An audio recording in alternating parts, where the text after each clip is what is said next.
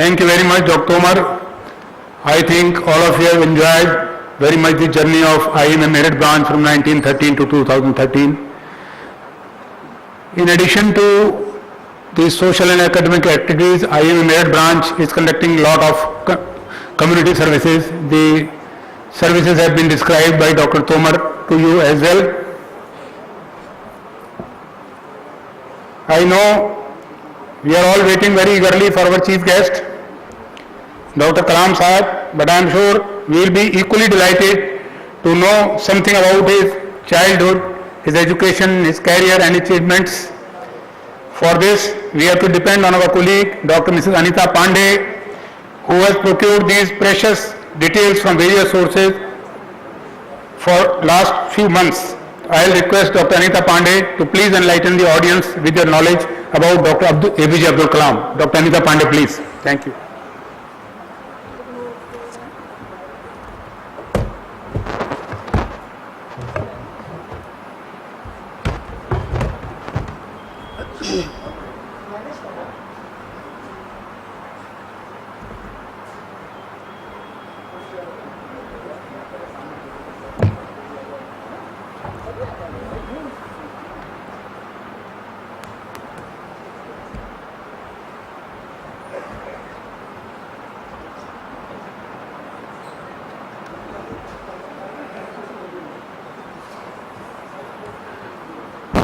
Distinguished dignitaries,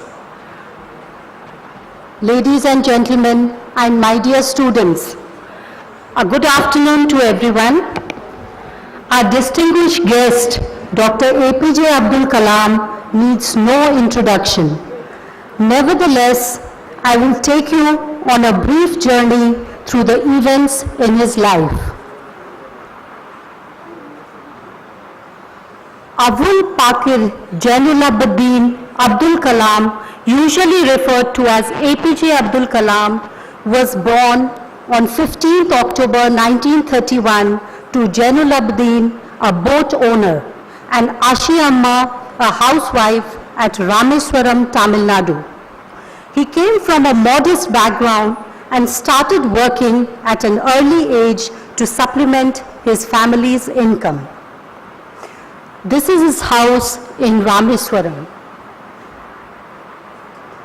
Dr. A.P.J. Abdul Kalam has once said, and I quote, "I inherited honesty and self-discipline from my father. From my mother, I inherited faith in goodness and deep kindness, as did my 3 brothers and sisters." He did his schooling from Schwartz High School, Ramanthapuram. In his school years, he has average grades, but was described as a bright and hard-working student who had a strong desire to learn and spent hours in his studies, especially mathematics. After finishing school in the evening, he assisted his cousin in distribution of newspapers. After completing his school, Dr. Kalam went on to attend St. Joseph College, Tiruchirappalli, from where he graduated in physics in 1954. Towards the end of the course, he was not enthusiastic about the subject and would later regret the 4 years he studied it. He then moved to study aerospace engineering at the Madras Institute of Technology, MIT. At MIT, while Kalam was working on a senior class project, the dean was very dissatisfied with the lack of progress and threatened revoking his scholarship unless the project was finished within the next 3 days. He worked tirelessly on his project and met the deadline, impressing the dean. For him, becoming a fighter pilot was the dearest dream. He worked as a trainee in Hindustan Aeronautical Limited, Bangalore. Now moving on to Dr. Kalam's scientific journey. Dr. Kalam started his career as an aerospace engineer with the Defense Research and Development Organization DRDO in 1958.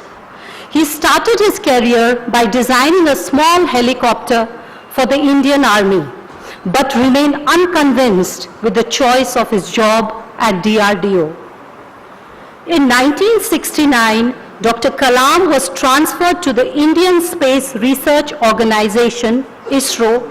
Joining ISRO was one of Dr. Kalam's biggest achievements in life. He was the project director in developing India's first indigenous satellite launch vehicle, SLV-3, which successfully injected the Rohini satellite in the near-Earth orbit and made India an exclusive member of the Space Club. Dr. Kalam is popularly known as the Missile Man of India for his work on development of ballistic missile and launch vehicle technology.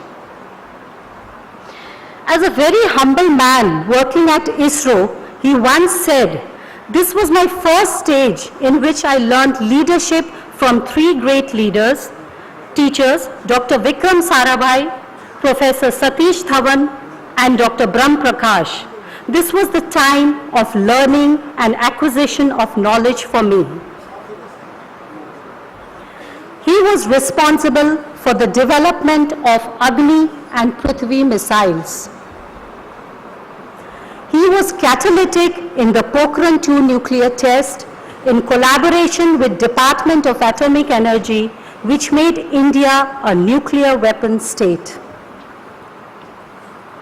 Now, the various posts and positions held by Dr. Abdul Kalam, to enumerate the few, Dr. Kalam served as a principal scientific advisor to the Government of India in the rank of Cabinet Minister from November 1999 to 2001.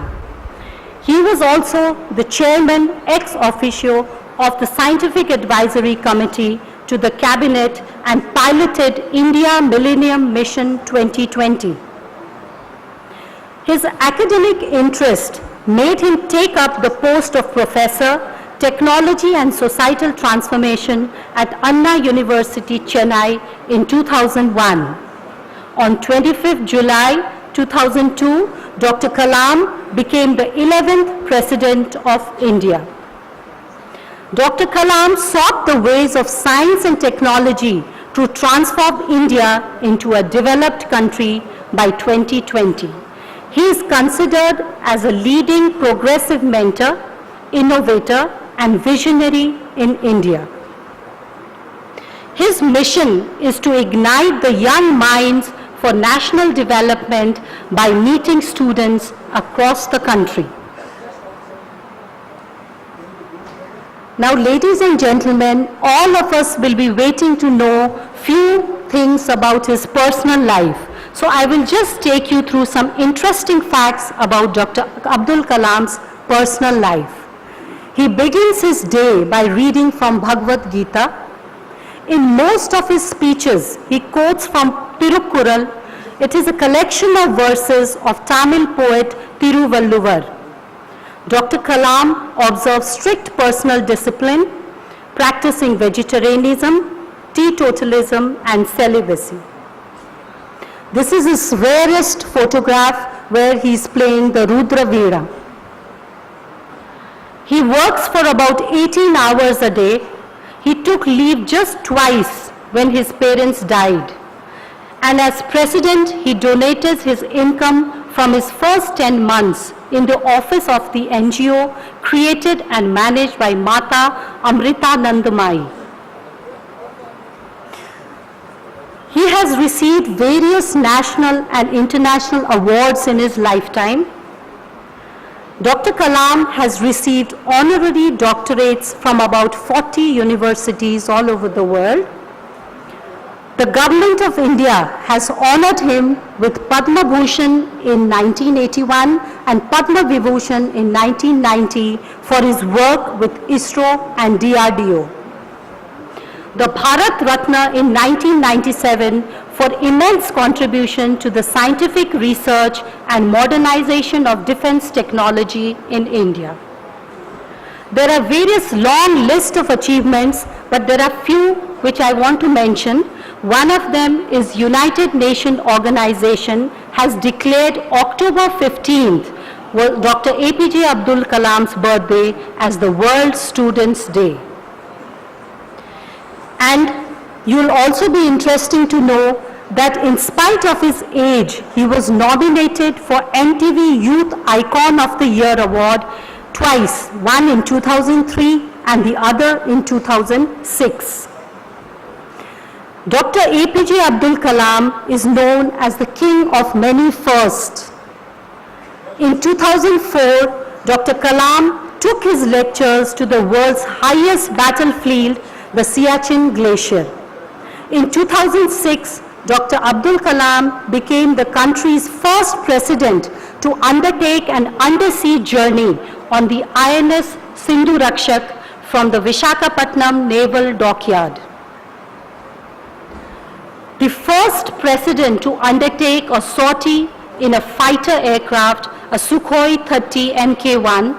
As a 74-year-old, he created a record by becoming the oldest Indian co-pilot to do so. Now, looking at the literary pursuits, Dr. Abdul Kalam has written several inspirational books, most notably his autobiography, The Wings of Fire. His books have been household names and they have been translated in many Indian languages. Few of his books which aimed at motivating the Indian youth are Turning Points, Ignited Minds, Wings of Fire, Indomitable Spirit, My Journey, Target 3 Billion, and the last one is India 2020, a vision for the new millennium, in which he suggests an action plan to develop India into a developed nation by the year 2020. Today we are celebrating the centenary of IMA. So on this day, I want to read out the 5-point oath which Dr. A.P.J. Abdul Kalam has given for doctors. I realize that as a medical professional, I am on a God's mission. Second, I will always give part of my time for treating patients who cannot afford. Third, I will treat at least 20 rural patients in a year at a minimum cost by going to the rural areas. Number fourth, I will encourage the development of quality indigenous equipment and consumables by making use of them in all our operations, assuring the reliability of the project. And the fifth one is, I will follow the motto, let my brain remove the pain of the suffering humanity and bring smiles. There are lots of inspiring thoughts. These inspiring thoughts gives us the insight in Dr. Kalam's character. I want to show you the few inspiring thoughts. As he has said, the best brains of the nation may be found on the last benches of the classroom.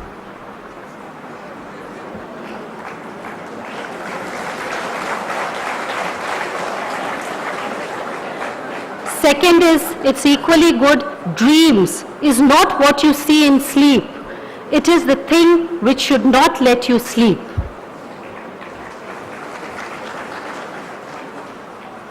Don't read success stories, you'll only get a message. Read failure stories, you will get some idea to succeed.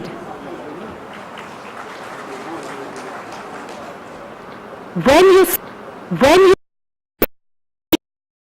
the truth, perform when you promise, discharge your trust, withhold your hand from striking and from taking that which is unlawful and bad. Great dreams of great dreamers are always transcended. Now with this, ladies and gentlemen, after hearing so much about our chief guest, we are all eager to hear the message that Dr. Abdul Kalam has for us, for all the audience gathered here today on the occasion of IMA Centenary function. Thank you so much.